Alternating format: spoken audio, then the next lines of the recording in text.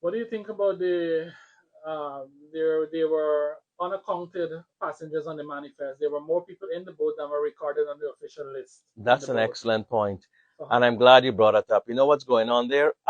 This must be some tomfoolery. Somebody's making a side business. Perhaps you can pay one of these people, and you can get on the boat, and they pocket the money. I don't know if that's the case, but it must be investigated. And that's why the law must be changed to account for every single person. Their ID must be photocopied. Their names must be copied as a manifest, just like when you board an aircraft in America or Guyana coming out.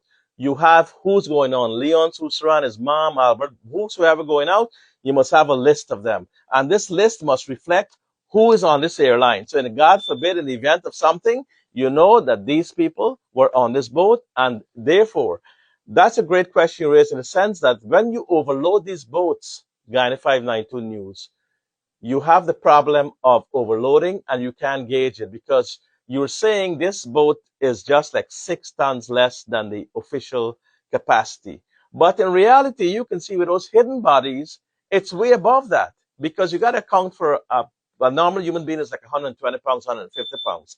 Those people that were not on the manifest, they fully went on that boat. They may never be discovered. They may never, which is part of the issue, but they may never be found and accounted for. So that is not good practice, and that must be changed. And you can't put all those goods on somebody calls and say, well, oh, put on these things on the boat. Put on my, my things I want to take onto Port Kaituma. You can't have people coming through the side. Everybody want to use the power and overload the boat. And then the people there who very poor people trying to make a living there, people putting on generators and putting on this and putting on that. The richer people using the boat as sort of their own personal dominion. But this boat is owned by the government of Guyana. So that is where it raises accountability questions, where the government of Guyana can be sued and has liability for things like this because the Transport and Harbors Department is an arm of the government. So when Transport and Harbors fail, Leon, it's a government failing. It's a government's liability. This is not a private operated thing. And even if it was a private, it also has to be regulated. So you got to regulate from Tom, Dick, and Harry, every aircraft, every boat. Was it Makaura, Barima, what's the other one? Malali, Malali. What anything come out there, A, B, C to Z. Whether you're foreigner, residents in America or England or wherever, you got to put your manifest. Put that when you left. Do it in the day. No night travel. What is the boat doing at that time except if it's there for nefarious purposes, but it was not. Therefore, you have to make time. The government must run its business during the day. These are all things that have to come together and say, we're not going to have this anymore. We're going to change this. Prepare to resign if what he's saying is not truthful, because you cannot try to defend yourself politically or preserve your ministry when you have people dying. And this is not one person, two person, three person. Even then, these are not even dogs dying, which is also wrong. But this is over 100 people, Guyana 592 News. This is the worst tragedy we've had. This is Guyana's Titanic. This is a terrible situation that's caused all of us to be so cut up and sad. It's a talk of the tongue here. The world's largest Guyanese diaspora in New York City and in the world is right here in New York, Little Guyana. And Little Guyana is mourning, and Little Guyana is asking why you have all these politicians back and forth, why everybody's addressing, everybody's running to the podium. They should run with a life jacket and run with a boat and find those bodies. Then you can sit down and argue it at the Commission of Inquiry. This is not a time to make all these fancy statements. All of them who are making or trying this case and this tragedy, Leon, in Parliament and press conferences, they're doing the wrong thing. They have to show what we can do, what we're going to stop, how are we going to regulate traffic here in Guyana, and how are we going to stand for the people, and how are we going to help those poor people who are trying to make a living. It could be that they're going to for their classes, they're going to make a little living, probably to put food on the table. I mean, why should people die like this, Leon, so when they're just trying to you survive? don't think those boats, those trips should be in the middle of the night? You No, mentioned it it just cannot be in now. the middle of the night. It have to be during daylight. They've got to schedule it during the day, whereby you can have good sea to rescue folks or to see in the water and everything else. Listen, when I was in a speedboat going from charity and bar ticket at charity and so forth, and this speedboat as a magistrate. Just 23 years old, I just got married. My heart was in my mouth. I didn't even have a life vest. I don't even have a life vest on these boats.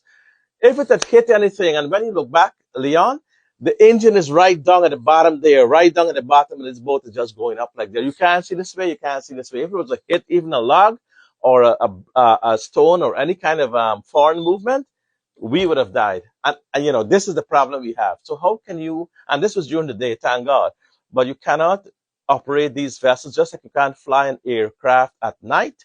You must not fly. Guyana has daylight, 12 hours at least a day, Leon. Let's make use of that in traffic. It's only people who deal in drugs fly planes by night. It must not be people who are transported, people looking about an honest living.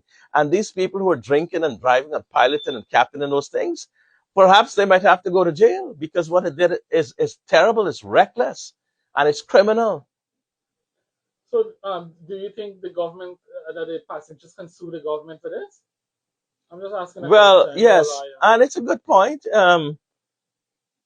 If a government runs a ferry and they control it through their agency, like the Transport and Harbors Department, and I'm not afraid to discuss the law because this is the law, lawsuits can follow, and they are found reckless or negligent, they can be liable in the sense that one, they didn't take proper and reasonable precautions, they did not take out the proper procedures, they did not ensure that the safety of the passengers was guaranteed as required by law. Four, they didn't have systems in place to search and rescue the bodies in a timely fashion. Lawsuits have been brought in America for that. When planes crash, when buses crash, lawsuits have been brought, yes. And there's no immunity of the government from such, recourse. Because people, you understand, human life is the most sacred thing. You can't put a value to it. We can give all the excuses in the world that we want and all the crying and all of that. At the end of the day, how do we make these people whole? How do we help that mother? How do we make her whole? How do we sympathize with her? I think it was 5 children she had, or was it 7 children? You lose your whole family like that? God forbid. That really makes me cry when I think of that. The whole family. Just like you said, she saw them one time and then they disappear. How would this woman live? How would she continue to have the strength? Only God. We pray that God give her the strength and all the other passengers. There are so many sad issues there in Guyana's Titanic that these were poor people. You know, the Titanic, the difference here is that the rich and the poor all went under. I mean, most of them, over 1,000 passengers. The same thing happened here. This is a great equalizer of life. We're all equal. We have equal rights and we have equal pain and sorrow. We're all suffering together, and I understand that. But if the government is going to run its own, it's not if it was a private aircraft or a private boat for Guyana 592 News, that does not mitigate the possibilities of lawsuit as if you operate it in a reckless or negligent manner. And from the facts that we're getting here with with the captain being drunk and having marijuana in their systems, and the boat overloading, and the manifest not properly attended to, we have a big problem there.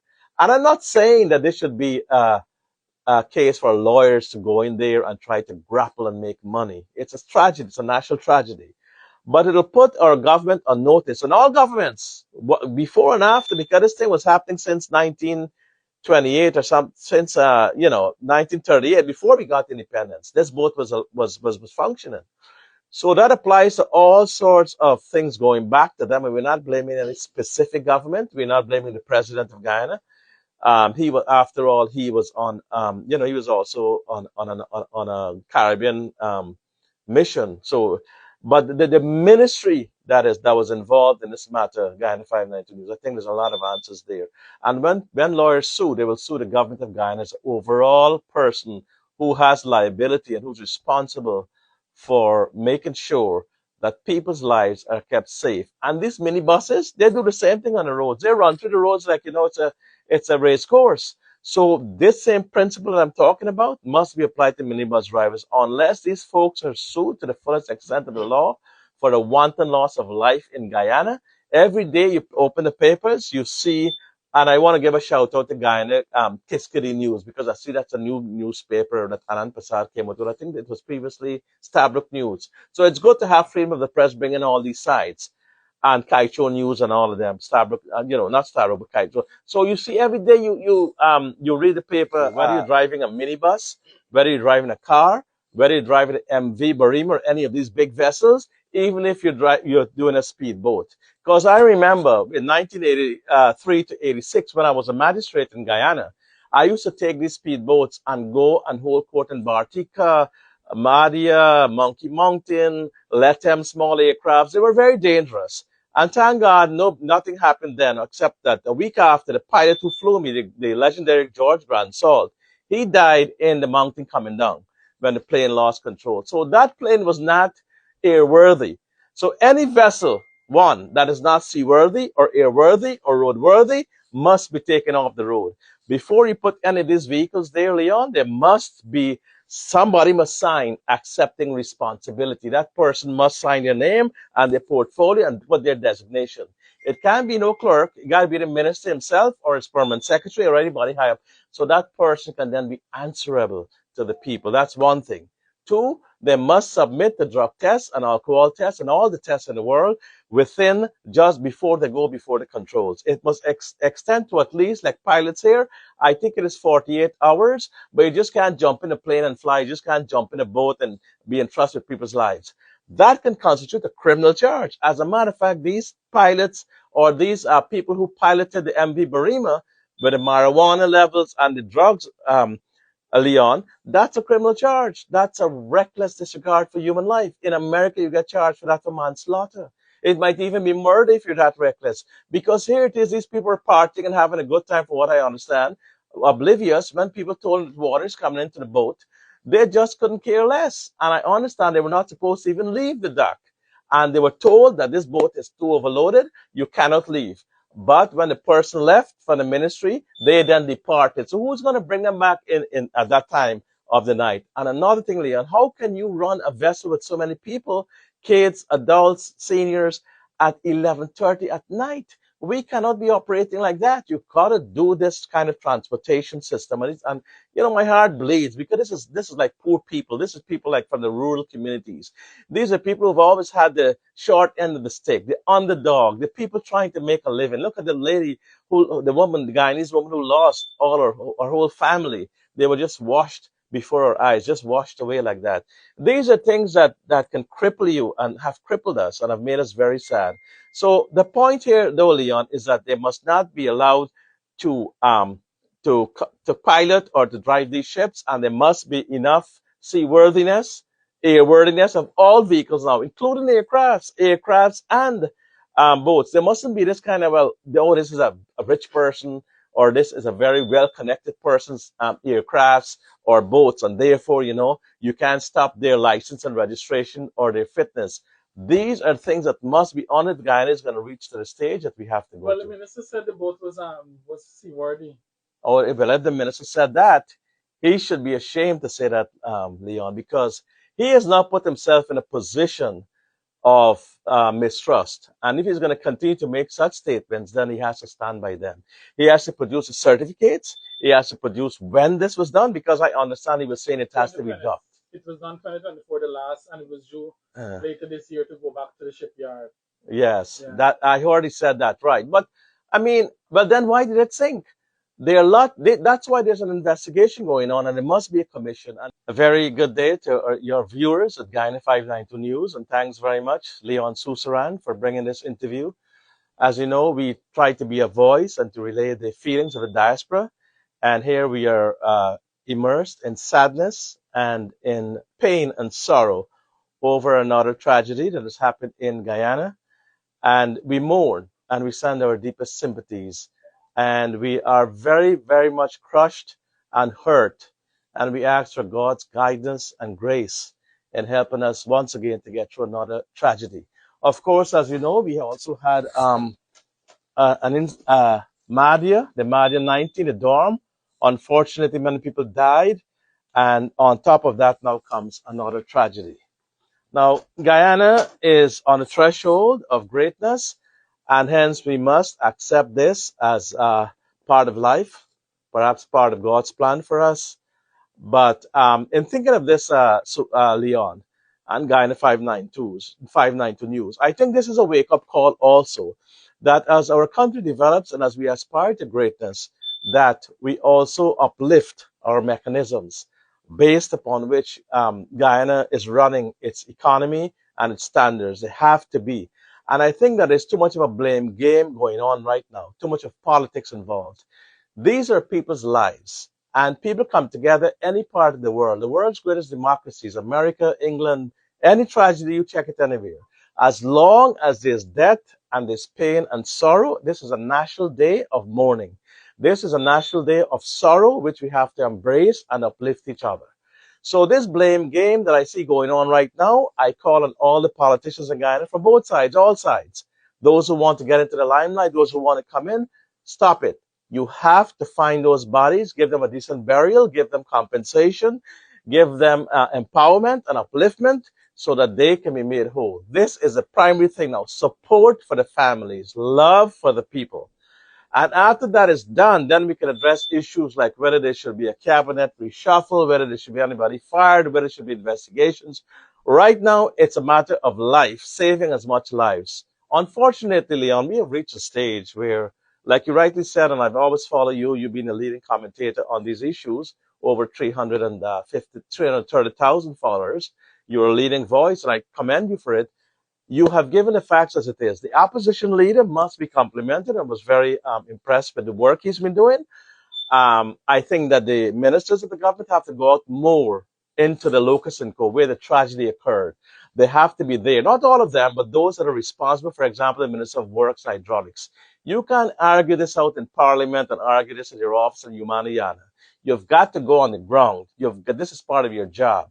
You've got to be able to take charge of the situation. You've got to be able to provide answers and solutions for what has gripped the country because it's under your minister's portfolio.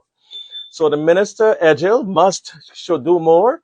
I know he himself is very much confused and all overwhelmed by the situation. But this is where leadership comes into play. Focused leadership by everybody. Stop the pulling and fighting and backbiting. And focus now on a few things.